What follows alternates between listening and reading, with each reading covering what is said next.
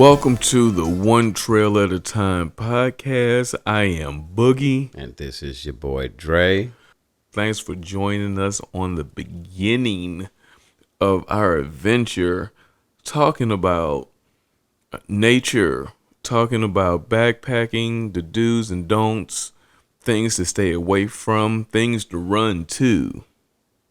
Tents, camping, parks, biking, the whole 9 yards. What you need, what you don't need, what you think we need. So we do a little bit of everything right now. So we don't have a particular favorite. And we enjoy doing new things every day. So today's episode, we're really going to be focusing on the importance of packing. Your packing list, things that'll help you get organized, knowing where you're going, locations, the seasons, different types of insulation tools. Insulation. Then you have your tools that you take out there, any type of electronics that you choose to run with, whether or not you should take extra clothing, what are the benefits and the negatives to it, synthetic insulation versus down insulation, first aid, and a couple of other important things that we feel that are important. Right on. So here's the thing. Why is it important to have a packing list? Well, it keeps you focused and keeps you on track. That's what I found. It really helps you not leave something behind. It's been a couple times when I left things at home. The first time I realized I should have a packing list, I went out. It was my first solo hike, my first solo camping trip, and I left my knife at home, my big knife at home that I would use to process wood and whatever, right? So when I got to camp, I was unable to process the wood like I needed to. I found some logs. I had my saw, but I couldn't split stuff to really make starter, kindling and things of that nature. So that kind of hurt me. That kind of hurt me a little bit. But luckily, I was watching a couple of shows, and somebody said, I think it was Dual Survival. You remember that show? Yeah, I remember that show. So watching that show, it taught me a lot. And one of the things that it taught me was you don't need a knife for everything. So a lot of the bigger logs that I found, luckily things just happened to match up. I found a tree that split into a wide, it just grew that way. So it wasn't like the tree was like broken in half or anything, but it had two limbs. It had two shoots that just happened to be wide enough for me to stick limbs through that I can break them down. And and the pieces that I found just happened to be the right size that worked in that situation. So that was my first experience in leaving something behind that was I was able to compensate for it, but it just wasn't that great of a time. So in other words, you got lucky. Yep. You got lucky. Yeah. Definitely that. We should always strive to create a packing list because you don't want to rely on dumb luck. You want to go out there prepared, ready to go. Right. Every time. So, have you ever left anything behind that was important to you? And I'm gonna have to go back to the days of my Army days where, when you're a young soldier, you're not tripping off. You don't want to carry all this stuff out there. So yeah, you're going to leave a lot of stuff behind. Then you get out there and you realize, I don't have no knee pads or, I didn't bring that extra MRE or I didn't bring my camel pack. I'm going to be thirsty out here or I'm going to have to drink out this old nasty canteen that's been sitting in the doggone armory for 20 years. Yeah, I've been there a lot, and as I got older and become a more wiser, I realized, yeah, I might want to follow this packing list that somebody took the time to create to make sure we take everything we need. So yeah, it's very important. Yeah, I agree with that. I agree with that. So, in leaving the packing list mostly is not leaving anything behind it and making sure it keeps you going in the right direction to make sure that you are packing things that you need for wherever you're going. And also, just with packing your pack is another important thing. The way that you pack it is very important. I learned that in time. All right, I learned that you should pack your pack the same way every time. All right, And also packing it in a way that it's organized. it's definitely organized. Yeah, Yeah, so yeah, it's definitely you know, organized. like you putting your least thing you need at the bottom to your most important thing at the top. Definitely, Right. definitely, definitely. And but yeah, so with just with packing things the same way, the reason why I do it, so the way it was explained, and it makes a lot of sense, and I've been doing it. I haven't had to experience the reason why yet, but the reason why it was explained to me, packing it the same way. So if you need to get into, so there's a lot of packs out there that are just shoots. So it's just like the ILBE pack that you have now. So you take that pack. It's just it's just one pocket. It's just one sack. So the way that you pack it when you're reaching down in there, if when you say if I stick my hand on the left side, I know what I'm looking for is on this side. If I go on the right side, I know what I need is going to be on that side. So that's why just keeping things organized that way works out. Right. So, and the reason why it was explained to me that way is, what if you're hiking at night? What if what if you're hiking at night, or you need something right away, and you don't want to have to pull everything out unnecessarily because you don't know where it's at. Right, right. So what about, let's talk about knowing what to pack for. Let's get into that. Should I take heavy gear, light gear? What we doing here? Yeah, in my experience, until you really until you get a lot of experience under you, it's kind of really hard to nail it down. The more I go out there, I know I'm learning that I need less. That's one thing that I'm learning right now. I need less. Like in the beginning, I would take a lot of extra clothes.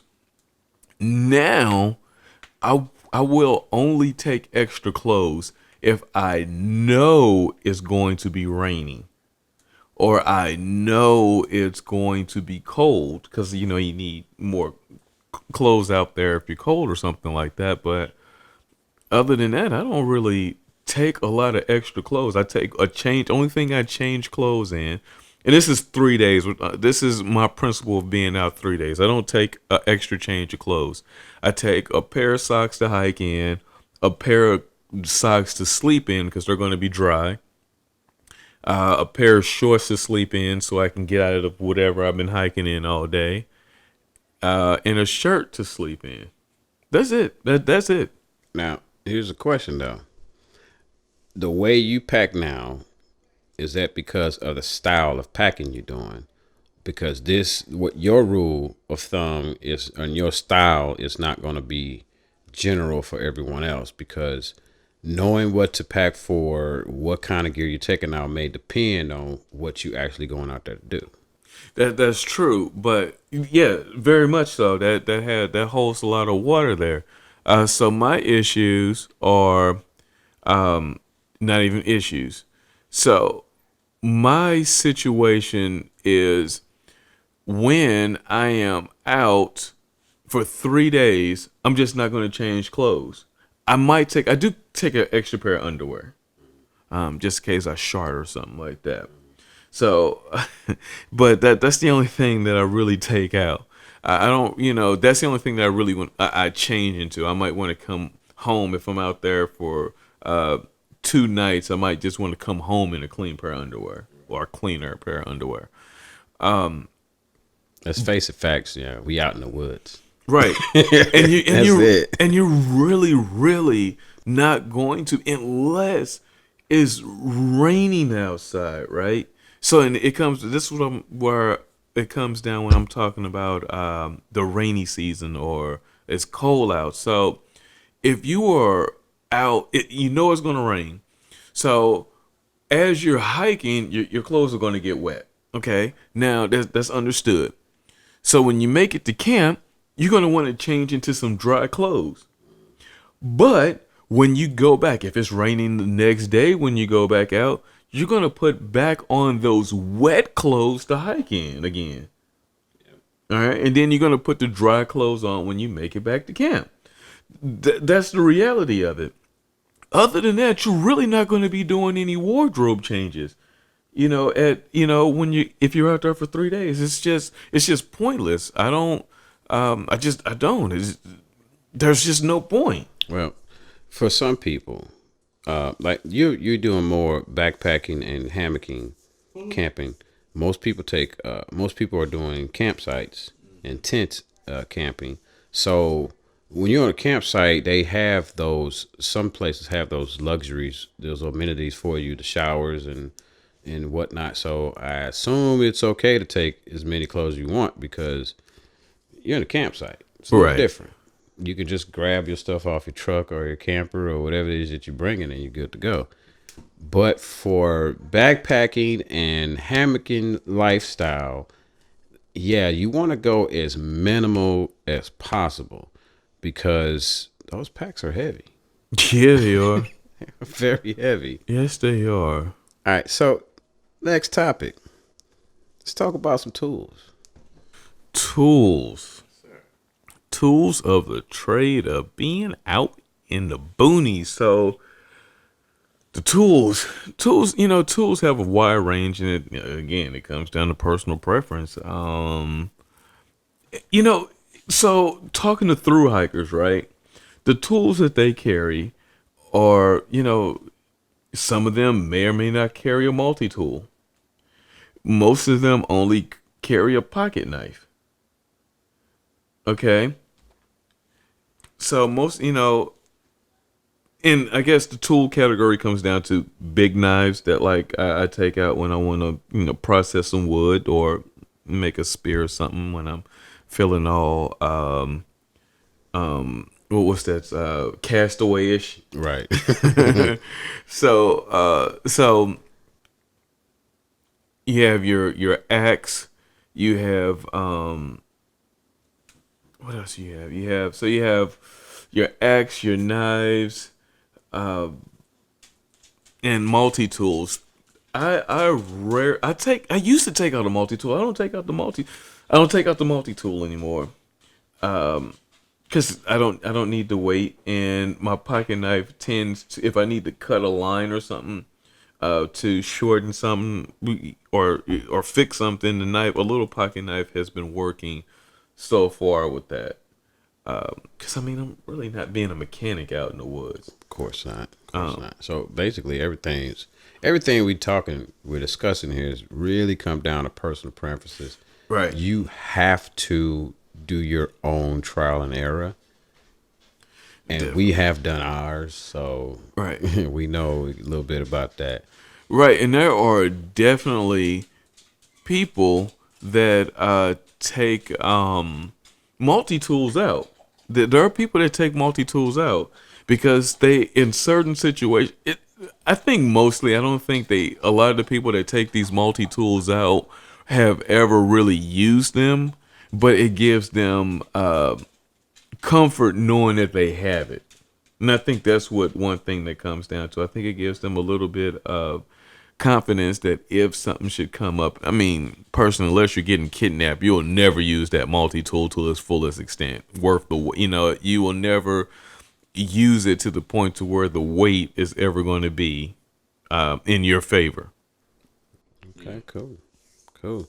Let's talk about some cook kits, and the reason why that's important, besides the fact that there are different styles, different variations of cook kits, let's talk about what you would bring out in both scenarios: tent life and hammock life. What cook kit would you use? So the real question is, so when you ask tent or hammock, the real question is, are we car camping or bushwhacking? If you're car camping, then I'm gonna have a whole griddle sitting out there, a whole gas griddle sitting out Because there. it's just rest and relaxation Right, time, right, right? right. I feel you. So it depends on really realistically. Okay, it comes down to what season it is. Okay, if we are in the colder seasons, I'm gonna I'm gonna start with stoves. I'm gonna start with stoves. In the cold season, I am most definitely going to take some sort of a gas stove. All right, just because trioxane and alcohol just won't cut it when you're dealing with the temperatures. When foods reach a certain temperature, the trioxane and alcohol, you're just wasting that fuel. Even though alcohol and trioxane may be lighter than taking a gas stove, it's just you're gonna have to overcompensate for fuel just to get something like that done. Now, we talking about tenting or what you're doing right now, the hammock life. Well, I'm saying if you have to carry something on your back, it doesn't matter if it's a tent or a hammock at that point. If you're bushwhacking it, you're going in the winter. You're going to want to have you're going to definitely going to have something that's gas, just because gas in the winter or colder weather is going to be more efficient than alcohol and that. Okay.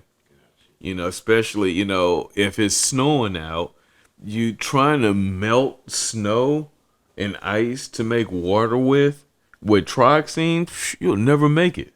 You never make it. So as far as stoves go, that comes down to two things, and that goes on both sides of people that are ultralight, or people that are ultralight and people that are through hikers. It just depends on the season, because at one point the stove is going to be, unless you're trying to go through the winter and not cook, or you're going to use nature to cook with. Nature meaning you're going to make fires out there. I mean, hands up, man. Right on, right on. you know So, is cook kits really even important? Is it a necessity? And like I said, it's all come down to personal preference. So I'm asking your personal preferences. If you don't need it, do you take it? If you don't need it, if your style that you are running with at that time is only not cooking, say you're going cold meals, such as you're taking like packs of tuna, or you're eating straight out the can or something like that. You're eating stuff that you don't need to cook, jerky, trail mix, things of that nature. No, you don't need to take a cook kit out because you're not cooking anything. So it's basically on what you're trying to accomplish out there. Right? Yeah, it definitely comes down. You got there's a thing called cold cooking, which you take basically a plastic jar. You put whatever food you have that you want to cook or rehydrate, really. What you want to rehydrate, you put it in there. You put it in your canister, and as you're hiking, by the time you're ready to eat, as long as you don't start too late, it just soaks and it's just a cold meal. You could do rice that way. You could do kasha that way, couscous. You could do pastas that way. You could do, I mean, if you got the time, you could do top ramen that way. You could do a lot of things. So I'm gonna be camping and eating couscous. Yeah. Wow, that sounds like luxury, bro. Yeah. So, you get, so when it comes down to it, there's, like I said, people have been, really out there. There's been people out there on these trails that really have been trying to get things together, lightening their load, and really dialing things in to what they call perfection. Personally, a lot of things are a personal preference. If you have the money, everyone starts off heavy. As you get more into it, and I'll leave it at this: once you get more into it, and you enjoy doing it, you have the money to spend, you're going to get lighter cooking equipment, and you're going to end up with like a whole uh arsenal as far as stoves and different things, because you have to really buy some things and test some things out to find out what was good for you. And we'll move on from that subject, and let's talk about one of my favorite Is things. this the same thing? This is my favorite thing too. So we're talking about land navigation. Oh Which, man, yes, so we're yes. talking about navigation and Maps versus GPS. Oh, let's get into it. Before you get into it, let me share some of my experiences. okay, go ahead. All right, so look, in the army, every soldier who wants to be a non-commissioned officer, you're gonna go through that land navigation course. When I went through it, there was no GPSs. You had a map. You had your triangle, your grid squares, and your compass, and you plotting that course out. And that was the to me the best way to learn how to navigate on a map. However, I know that GPS has its benefits, and I'm gonna let you speak on it. To me, I'm gonna always roll with the map version because things tend to happen, and we do depend on it not happening, but we kind of depend on it. So, let me hear your thoughts on it. So I do prefer a map. I prefer a map, if it's available. GPSs to me have two purposes. One, you're able to track your data. Mostly, if you can upload when you upload the map of wherever you're hiking at onto your GPS. What I really like about it, it makes it easier to find campsites or when I'm getting to campsites. So it's to me, it's a morale boost as long as I have the map loaded in there, because then I know when I get to camp, when I'm starting my morale is getting low, but I can look at that map and I see, oh, the one of if it's a place where there's only designated campsites, so you have to reserve campsites, so I'd be like, hey, I'm almost here. Only got a little bit more to hike, and that's what the GPS for me is. And also, you can download the data to see how much you were doing on what day and how fast you were doing it. So that's really what GPSs are to me. They're good and bad. The one GPS that I'll never leave home without, though, is the GPS tracker. So that's a GPS spot, and it's more for emergencies more than anything. Okay. So when you have that, it tracks what your progress is, but it's mostly if you get hurt, you can send out a signal to the powers that be to try to get you some help, and it senses giving you your location, your geolocation. You don't. Hopefully, they can find you rather quickly. So that's where I'm at as far as GPSs and maps. Man, it's cool. It's cool. I'm old school. You old school. So ain't nothing wrong with the new school life either. I mean, I guess both works hand in hand. Right. Yes, indeed. So here we go. Next topic. And I think you probably already touched in on that. Okay, so we're going to talk about synthetic versus down. Now, this is something that I am not an expert on, so you're going to have to school me real quick. Synthetics versus downs. Benefits. So there's pros and cons to both. All right. Let's start off. I'm gonna start off with the pros to both of them, and I will give you the cons. And the thing about it is, the pros and the cons about synthetics and downs are polar opposites. Okay. The pros to synthetic is that when it is wet, you can still get some insulative properties out of it. With down, down is extremely light for the amount of R value that you get, the amount of insulation that you get. The cons to both of them are, well, sorry, synthetics are also cheaper.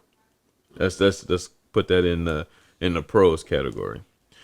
Cons: when down gets wet, absolutely useless. Synthetic is 2-3 times heavier than down. Down is triple the cost of something synthetic. So that's it in a nutshell. Which one is best? If I was going to a place that the weather was like really unpredictable, wet wise, man, I think I would suck it up. Just because I don't have the experience with changing weather conditions like that, and just to be on the safe side, I would take something synthetic over down. With if there was a chance, if it's cold, especially if it's cold out and my gear can get wet, I would chance it with synthetic. Okay, cool. So again, comes down to personal preferences, And comfortability. comfortability, and how much you willing to spend. Right. Let's get that in there, because some people got the money. They just say, you know what, I'm going for it. Some Right. people like, yeah, I'm gonna be a little budget friendly here. Right. Now, as far as what's in my pack right now, it is down. I have a hammock camp. And I use a down top quilt and under quilt, made by Hammock Gear. Shameless plug. Right on.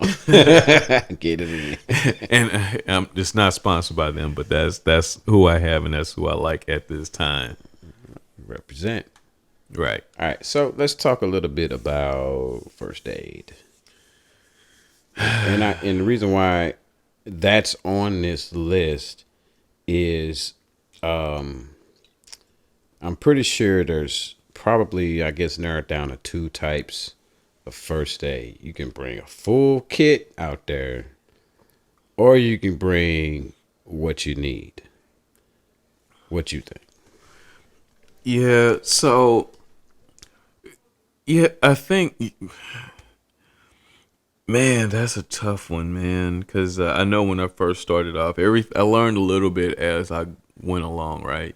When I first started off, I took a lot of medical equipment out. First aid equipment, not medical equipment. But I took a lot of stuff out, and as I progressed, I learned that as I followed other people, having different conversations, someone said something that was great, and this person said, if you're taking all this stuff out, that stuff is only good if you're going to be treating someone else. Have the stuff in there you're not going to need trying to treat yourself. All right. So now I take a few band-aids out, a little gauze, some antiseptic wipes, a little alcohol, I should say, a little alcohol, and Neosporin and some stuff for bug bites. That's really it. And a tourniquet. I keep a couple tourniquets. Now that's important. Right. That's highly important, because, man, especially if you're hiking Right. on a trail, man, you can misjudge that step or that little incline, and that's a wrap. That rock that looks pretty sturdy, and that's a wrap. Yep. So brings me into that next set. Man, this is a perfect segue for this last final topic: emergency contact numbers. Oh my God, because I have not done the solo camping myself. The only time I went out was with our first time we went out together. But I cannot imagine that many other people who's probably thinking about going solo, the scariness of it, the fear of it. Like, what shall I do if this happens? So break us off. So, things to do. Number one, The GPS, well, it's the GPS spot. That is the number one thing. If you are soloing it, even if you're going out there with a group, that's the number one thing that you should have. Okay. Secondly, you should have if you have, well, you really can't print pictures off of, right away, but things that you should have are pictures of loved ones, pictures of yourself. I have it on a flash drive. Personally, I have a copy of my driver's license. I have pictures of family. I have pictures of myself, just in case I should I don't have my pack off and I step off of a cliff. Okay, they know that I'm missing, but they don't know what I look like. They find that flash drive, they find a few pictures that I have in there, and at least they have something to go off on. It was, something, a starting point. And that's really it. Those are the most important things to me. And, also, sorry, also with the on the flash drive, I have emergency contacts. Who's who? Who's the contact? What's the relationship? Also with the GPS spot GPS, you also it sends out the alert to your family as well. So it sends one alert. I forget how many people I think you send out to multiple, more than just one person. But if you hit that emergency, I'm dying out here, send some help really quick, it's going to also send it to your whoever your emergency people is, and it's going to send it to the powers that be as well. Great things, must have. GPS spot is a must have. Well, that pretty much sums it up, bro. Right. I feel inspired and encouraged and empowered to solo camp on my own. What about y'all? What about y'all? I'll tell you, it's scary the first time going out by yourself. I'll tell you that. But we will definitely love to encourage you to at least try.